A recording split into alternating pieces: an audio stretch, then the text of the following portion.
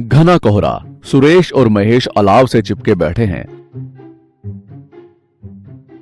गोपी चाय बना रहा है कांपते हुए। गोपी, आज चाय में चीनी की जगह अदरक ही भर दो, हड्डियां कड़कड़ कर रही हैं भाई।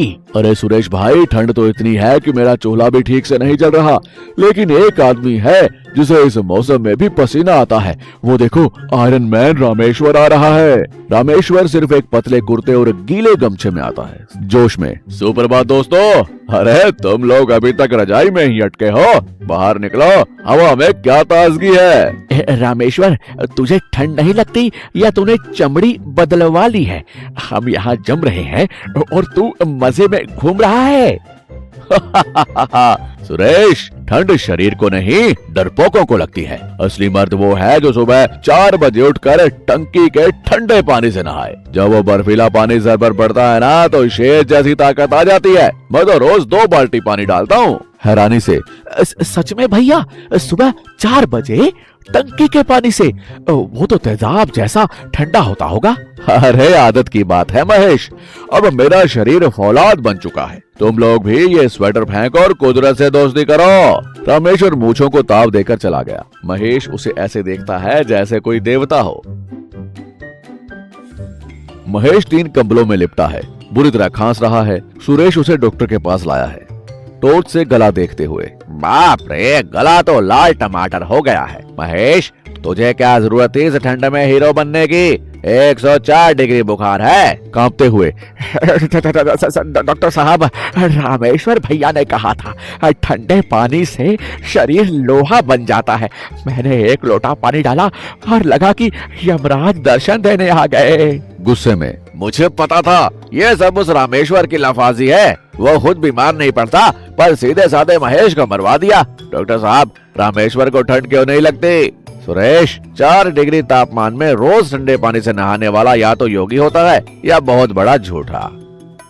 अंदर आते हुए, डॉक्टर साहब सही कह रहे हैं। कल मैंने रामेश्वर को मेडिकल स्टोर से झंडू बाम खरीदते देखा था। फौलादी शरीर पर बाम कौन लगाता है? झंडू बाम? ओहो गोपी, महेश, अब इस शूरवीर की परीक्षा लेने का समय आ गया है। कल सुबह दूध का दूध और पानी का पानी करेंगे, वो भी ठंडा वाला।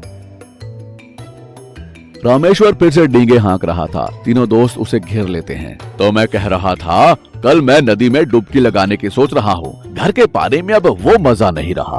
अरे रहने दो रामेश्वर, क्यों इतना कष्ट करता है? एक छोटी सी परीक्षा हमारे सामने ही दे दे। कैसी परीक्षा? कल सुबह 6 बजे गोपी की दुकान के पीछे वाले हैंडपंप पर बस 1 बाल्टी ताज़ा पानी से नहा कर दिखा दे। ना नदी ना तालाब, सिर्फ हम 3 लोग देखेंगे। थोड़ा घबराते हुए, अब हैंडपंप पर वहाँ कीचड़ होगा यार, और मेरी प्राइवेसी। भैया प्लीज, मेरी खातिर मुझे देखना है कि आप कैसे नहाते हैं। मैं भी सीखना चाहता हूँ। और नहाने के बाद गर्मा गर्म चाय पकौड़े मेरी तरफ से मुफ्त। रामेश्वर फंस गया।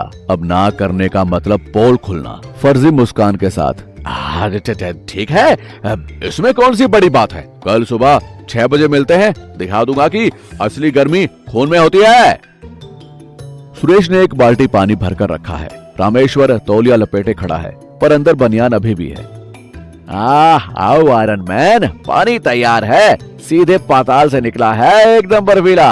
पानी देखकर निकलता है। हाँ, अभी नहाता हूँ, बस थोड़ा वार्म अप कर लूं। हाथ पैर हिलाने का नाटक करता है। भैया जल्दी करो, मुझे देखकर ही ठंड लग रही है। बहाना बनाते हुए, अरे मैं अपनी जड़ी बूटी वाला साबुन भूल गया, उसके बिना नहाने का मजा नहीं आता, मैं अभी लेकर आता हूँ। रास्ता रोकते हुए, अरे भाई, आज बिना साबुन के ही सही, सिर्फ पानी ही तो डालना है। हम देखना चाहते हैं कि फौलादी शरीर पानी से कैसे टकराता है। रामेश्वर कांपते हाथों से मग उठाता है। पानी छूते ही हाथ पीछे खींच लेता है। क्या हुआ भाई, पानी ज्यादा गर्म है क्या? तभी विमला भाभी घर से बाहर निकलती हैं, हाथ में बिजली का बिल और बेलन। वो गुस्से में लाल हैं, चिल्लाते हुए, अरे ओ सत्यवादी हरिश्चंद्र, यहाँ छुपे हो? मैं पूरे घर में ढूंढ रही हूँ। डरते हुए, विमला थोड़ा धीरे बोलो, दोस्त खड़े हैं। दोस्त? अच्छा हुआ ये भी यही है। जरा बताओ इनको, ये 3000 रुपए का बिजली का बिल क्या तुम्हारे पिताजी भरेंगे? हैरान होकर, 3000 रुपए? भाभी इतना बिल कैसे? और कैसे ये ठंडे पानी का शूरवीर रोज सुबह 3 बजे उठकर गीजर चलाता है और 1 घंटे तक पानी खौलाता है। नहाने के बाद हीटर के सामने बैठकर अपनी फौलादी बॉडी को सेकता है। आज गीजर खराब हो गया तो जनाब यहाँ नाटक करने आ गए। तीनों दोस्त सन्न रह जाते हैं। फिर जोरदार हंसी फूटती है, हंसते हुए। गीजर भैया, आपने तो कहा था टंकी का पानी। टंकी का पानी? अरे ये तो मुंह धोने के लिए भी गर्म पानी मांगते हैं।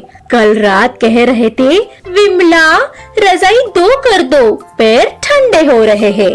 शर्म से सर झुका लेता है। अरे भाग्यवान, बस कर, पोल खुल गई, अब तो जान बख्श दे। सुरेश हंसते हुए।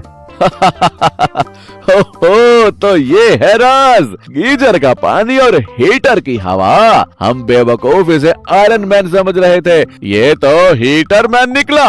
कहानी की सीख, दिखावे की जिंदगी ज्यादा दिन नहीं चलती, अपनी असलियत स्वीकार करने में ही समझदारी है।